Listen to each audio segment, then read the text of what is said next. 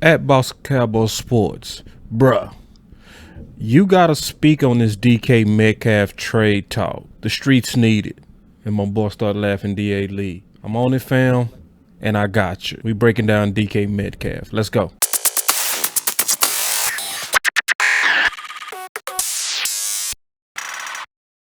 So obviously the DK Metcalf is getting a lot of attention around the nation. Now I'm gonna be honest, I didn't really kind of bite the bullet on this one because I kind of know, or I have a good feeling of how the organization works, but I'm gonna break them down. My boy DA Lee, he's always looking for ways to improve, and y'all voice matters, so I'm gonna definitely break this one down.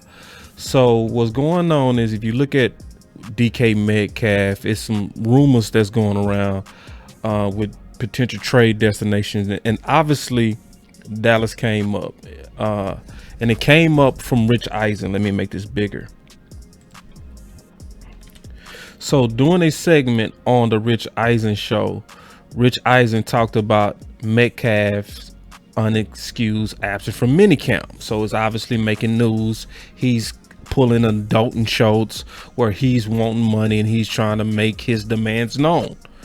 The longtime TV personality discussed the possibility of Metcalf being traded before him and the Seahawks could work out a contract extension, and mentioned an interesting team as a potential trade partner. And obviously he mentioned Dallas, right? So Dallas should be on the phone to Seattle right now, Eisen said. How huge would DK Metcalf be with a star on the side of his helmet? So that started a lot of the headlines and the rumors and the buzz on him potentially coming to Dallas. So let's just kind of breaking down the nitty gritty. So if I look at his production, right, over the last 3 years, right, and I just take a look at his production, you see a very good rookie year. You see a fantastic, great sophomore year, and you see a good third year.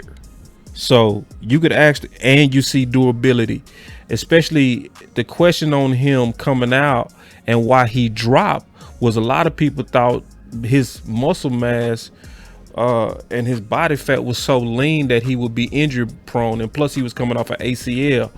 Obviously with modern science, he's playing good and he hasn't missed a game. So durability is not the issue here. That's not what we concerned about when we concerned about DK. It's about what's going on between 2020 and 2021, right? So one of the things that when I look at DK is obviously his best game to me stat wise came against San Francisco right here, where he was targeted 15 times. He had 12 receptions and 161 yards.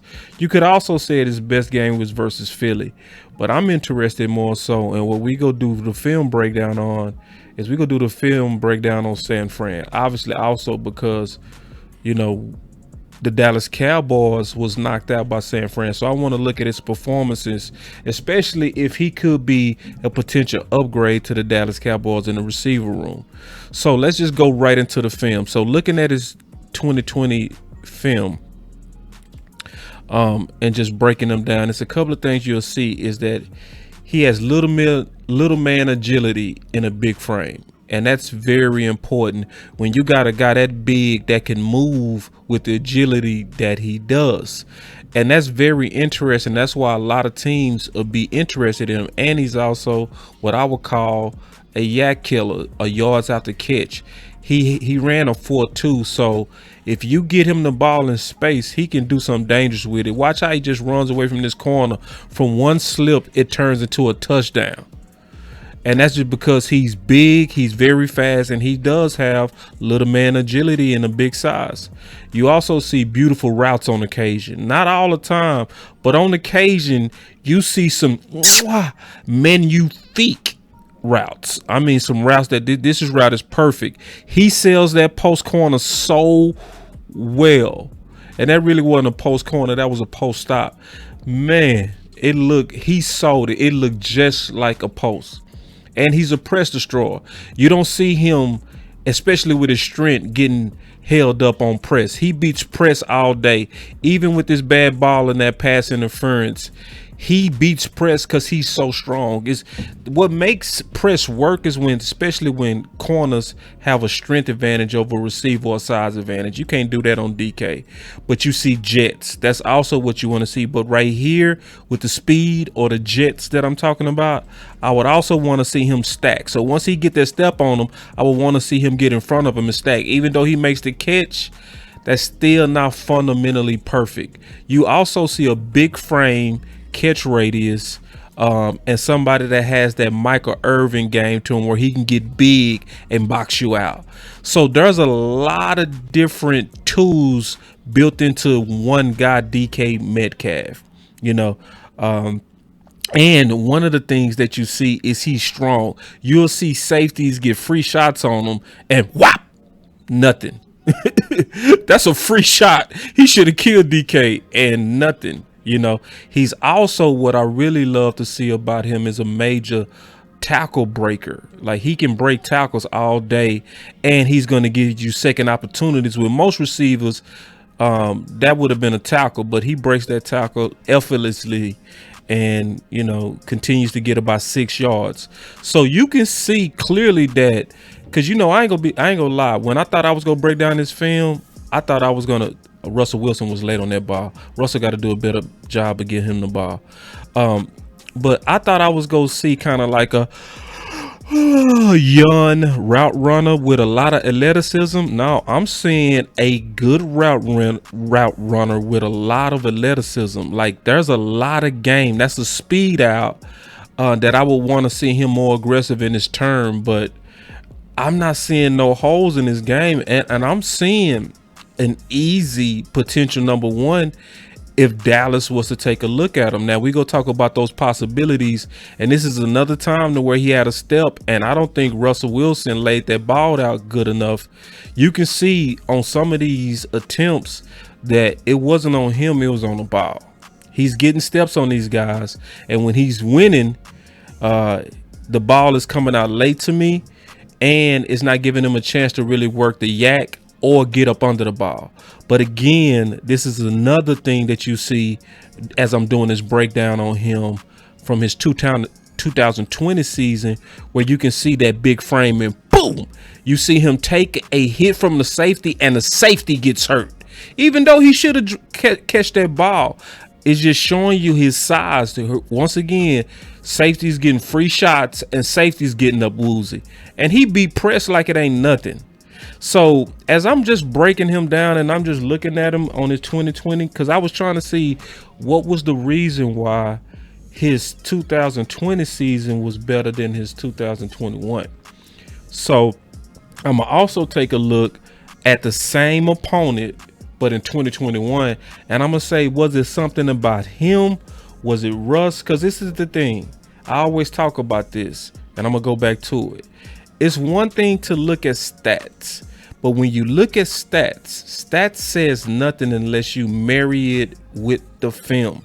You have to marry the stats with the film so you can get a clear picture of why you might be seeing the stats that you're seeing. So now let's take a look at his 2021 season versus San Fran. Let's see if there's a difference in his game.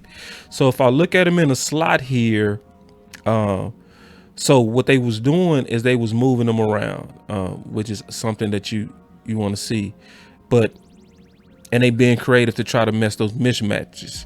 That was obviously a hot ball, right? So here he is again in press coverage, and we saw him eat up San Fran a year before. He went off on them, and that was a good route, good stick.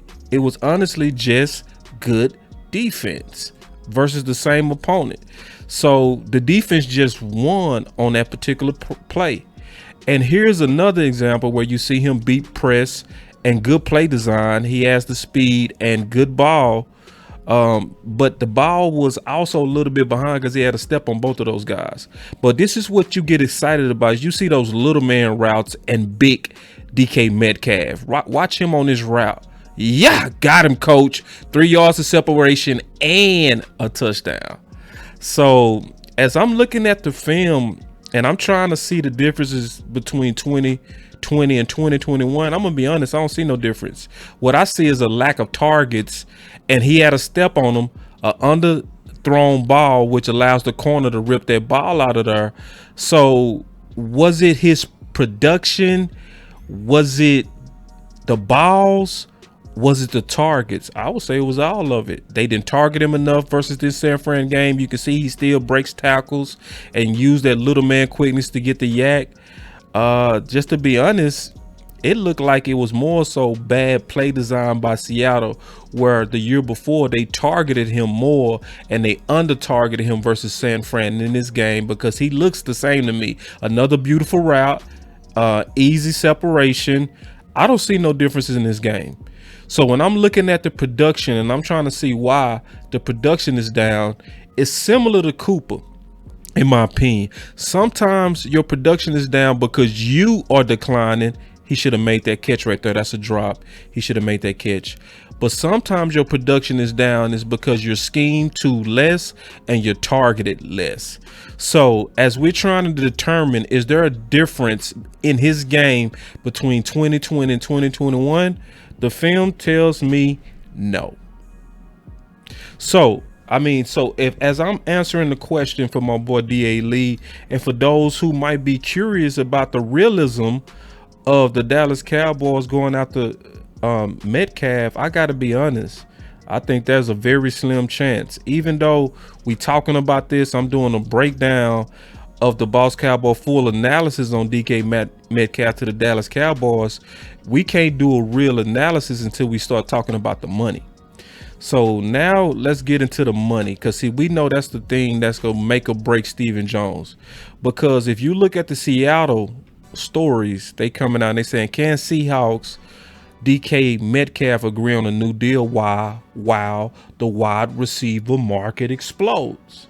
See, that's the key. The wide receiver market is exploding right in our face.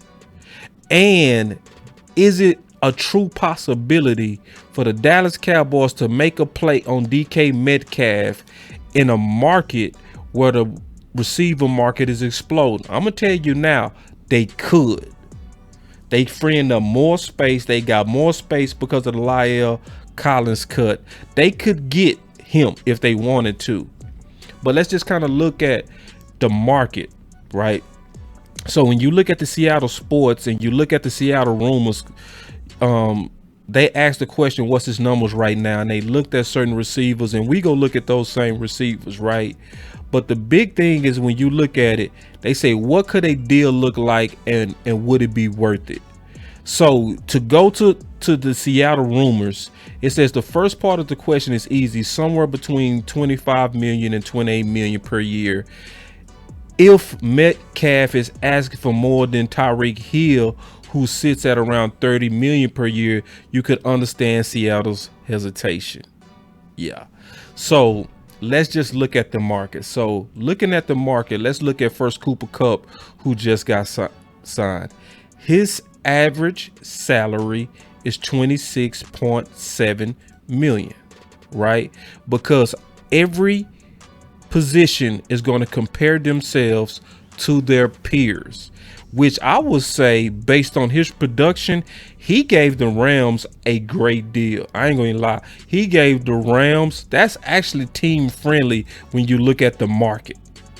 Then you look at Devontae Adams, who's averaging 28 million.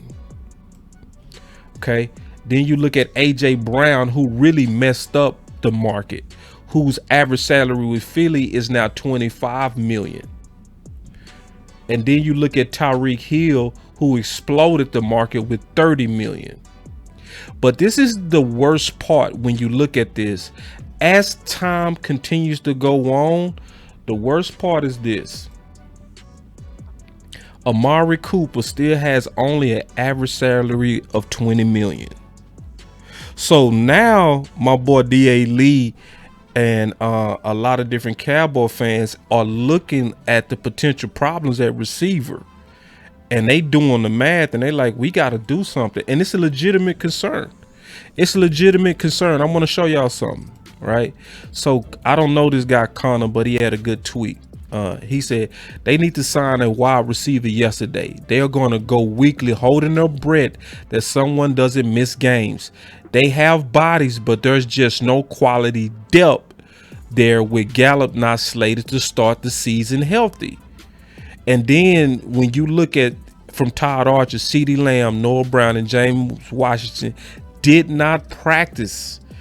And so when you looking at stuff like James Washington having a boot, right, that concerns you. When you're hearing stuff about Tolbert just now getting into practice, that concerns you. You start looking at depth and you start seeing that we're a few bugs, we're a few injuries away from going out there with a very crippled receiver crew.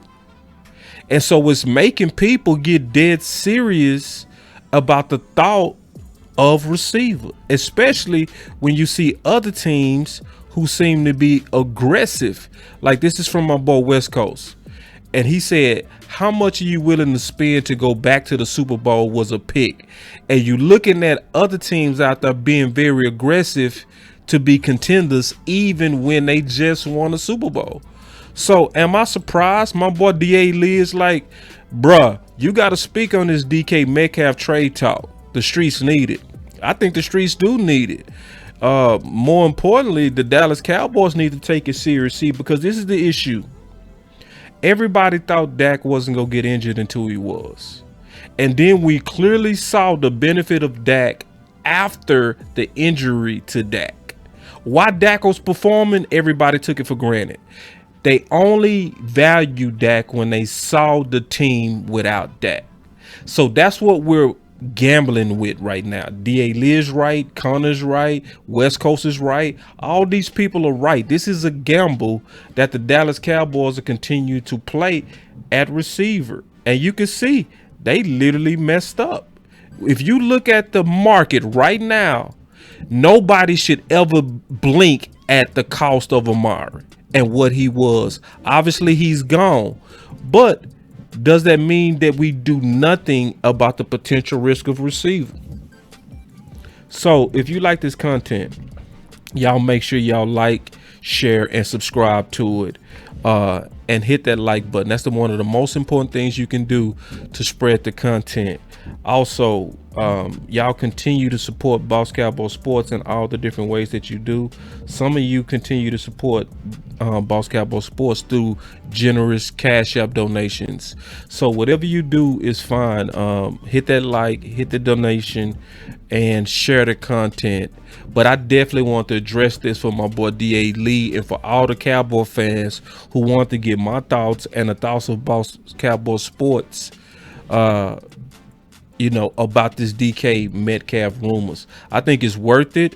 I think it would be a great deal. His film shows that he has that #1 potential. I think he would be fantastic in Dallas, but I just don't see Dallas doing it.